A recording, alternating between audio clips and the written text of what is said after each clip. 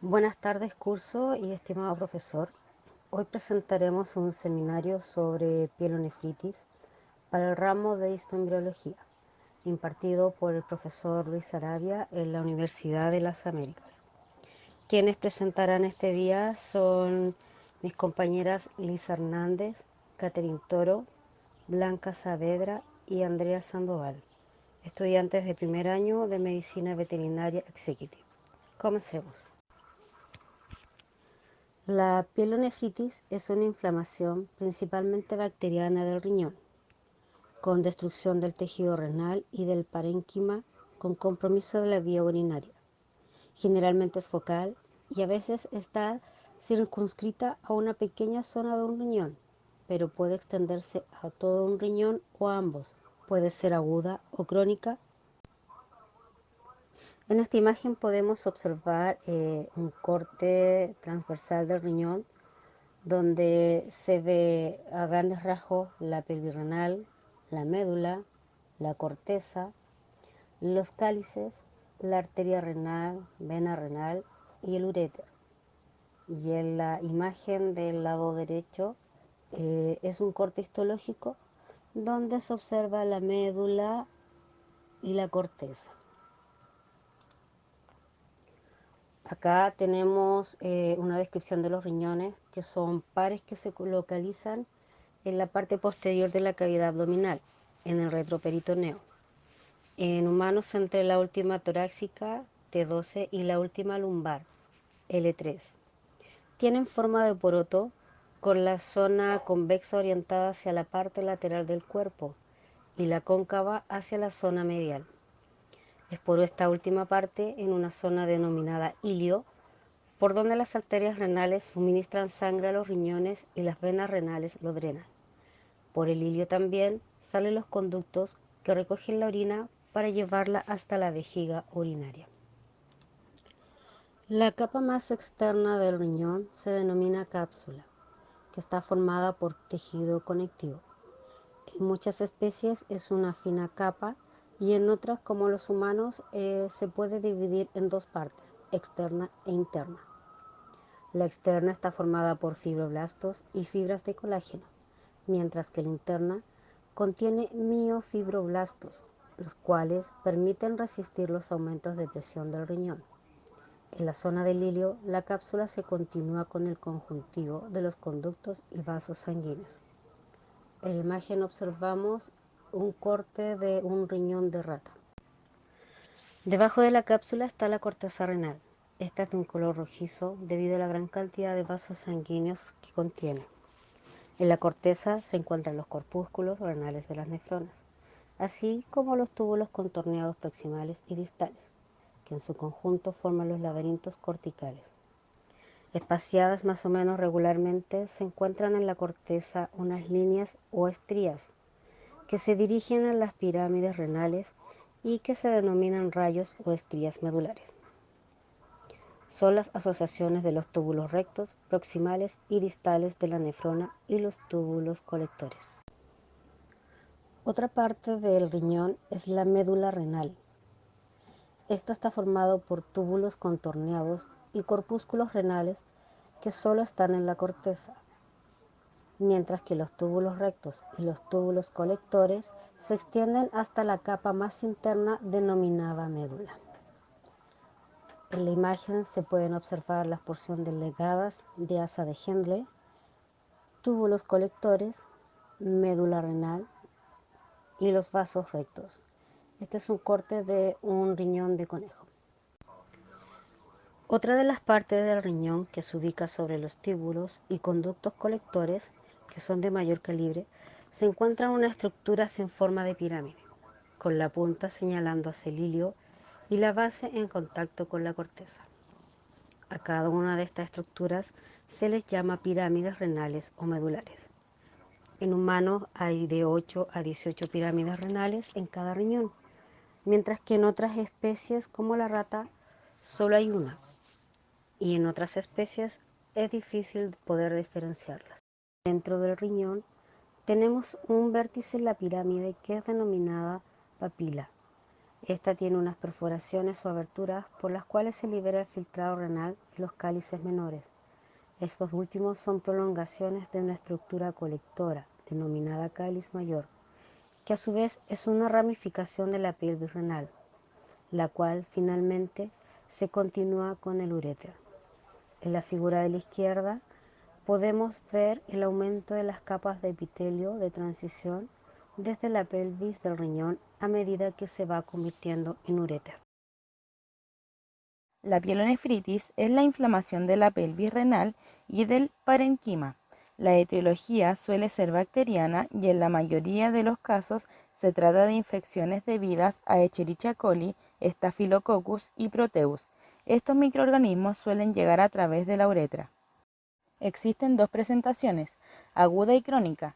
La pielonefritis aguda puede presentarse en gatos de cualquier edad, incluidos gatitos. En muchas ocasiones existe una causa predisponente a ella. Sus síntomas clínicos son variables y pueden incluir fiebre, letargia, pérdida de peso, poliuria, polidipsia severas, deshidratación, riñones grandes y dolorosos, en ocasiones constipación. Estos síntomas pueden progresar de forma rápida y acabar con la vida del gato debido a un fallo renal agudo y sepsis si no son tratados, o estar presentes en un periodo corto de tiempo y estabilizarse, progresando a una forma crónica. No todos los gatos presentan todos los síntomas. Cuando se produce, la progresión a forma crónica actúa como un estímulo para la fibrosis renal. A partir de los 60 días se aprecian cambios morfológicos irreversibles en el riñón, hasta el punto que es difícil determinar en qué grado la enfermedad túbulo-intersticial crónica es el resultado de una pielonefritis crónica o viceversa. La pielonefritis crónica se produce de forma secundaria como complicación a una enfermedad renal preexistente, acelerando su progresión. El diagnóstico definitivo de la pielonefritis es un desafío, ya que se puede sospechar en base a cultivos de orina bacterianos aeróbicos positivos cuando estos se acompañan de otros signos sistémicos como son la fiebre, el letargo, la polidipsia, la poliuria, dolor renal a la palpación abdominal y hallazgos también en laboratorio como son azotemia, cilindruria, neutrofilia periférica con o sin desplazamiento a su izquierda, esto en ausencia de otra identificación de una causa capaz. Sin embargo, también los animales con pielonefritis aguda pueden ser oligúricos o anúricos o no presentar signos en esta enfermedad. En imágenes se puede observar los hallazgos como la dilatación pélvica renal o embotellamiento de la papila renal en el examen ecográfico, pero estos no son específicos.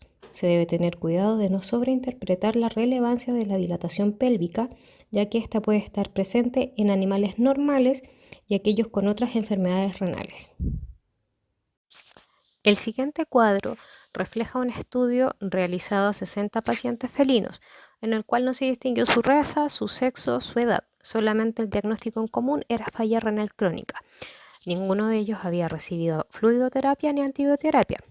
Y el cultivo se realizó a partir de muestras tomadas desde la vejiga o de la pelvis renal, estableciéndose así la prevalencia de la infección del tracto urinario. Sobre las muestras positivas, se realizó un estudio para poder determinar la sensibilidad antibiótica a estos microorganismos. El principal objetivo de este estudio fue determinar la proporción de felinos con fallo renal crónico que presentaban infección del tracto urinario, siendo objetivos secundarios clasificar a los pacientes diagnosticados con falla renal crónica en estadios. Esto según la estandarización de la International Renal Interstice Society, e identificar a los felinos con falla renal crónica que presentaran infección del tracto urinario mediante la técnica de cistosintesis o pielosíntesis e identificar a los agentes etiológicos que causaban la infección del tracto urinario en estos pacientes y definir la sensibilidad de los antibióticos de las bacterias cultivadas. En estos cuadros podemos encontrar los resultados de este estudio.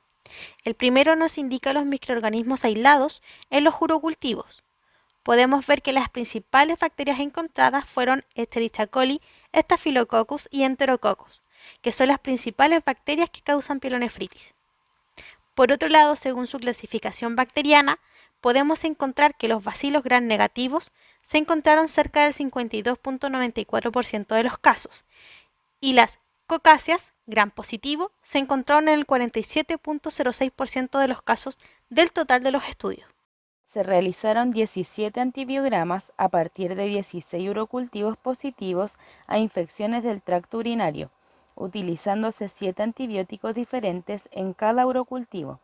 En 5 casos, el cefuroxime fue reemplazado por cloranfenicol y en el caso de la infección doble se utilizaron otros fármacos antibióticos debido a que ambas bacterias resultaron resistentes a la mayoría de los antimicrobianos básicos.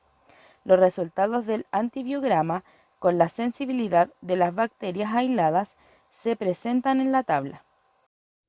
En las siguientes imágenes podemos ver riñones post-mortem con material purulento, en la esquina superior izquierda.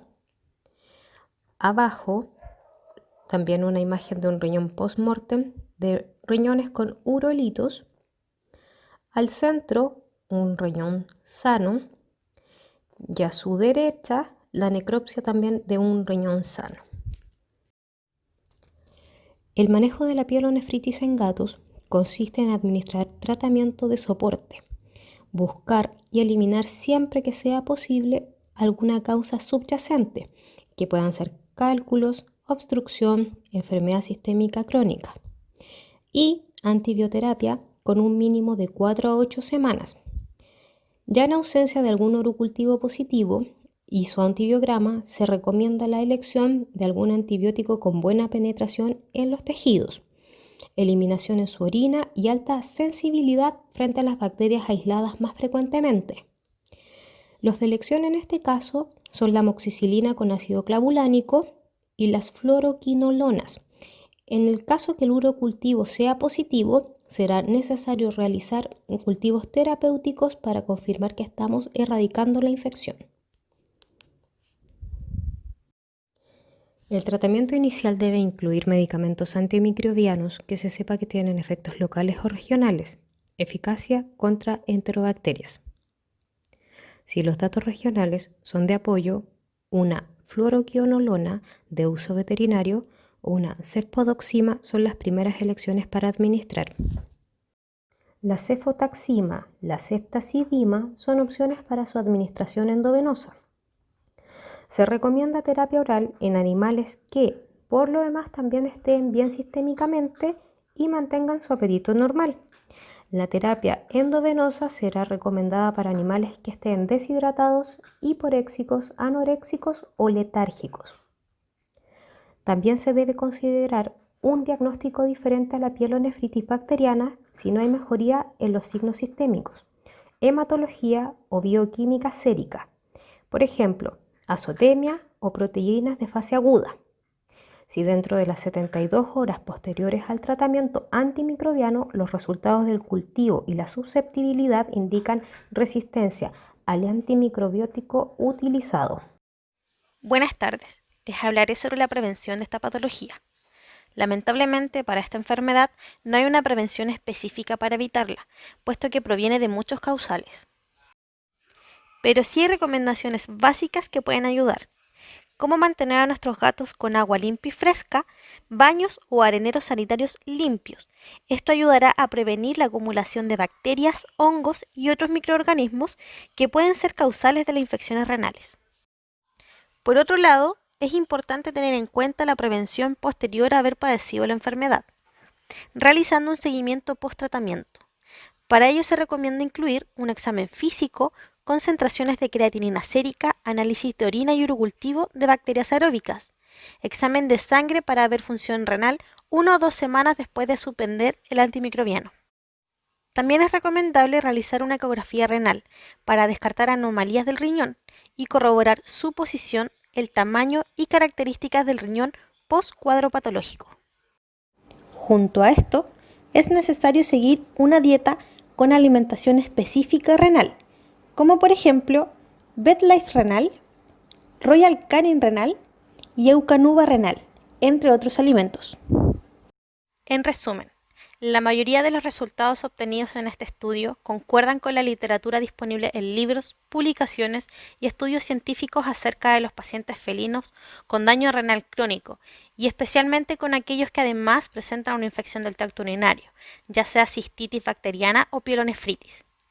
En la realización de esta investigación no se encontró información nacional acerca de este tema en particular, aunque sí existen varias tesis y publicaciones en torno al fallo renal crónico en felinos.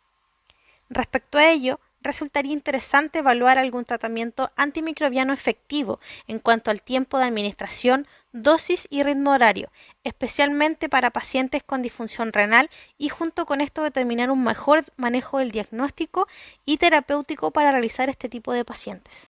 Y con esto damos por finalizado el seminario.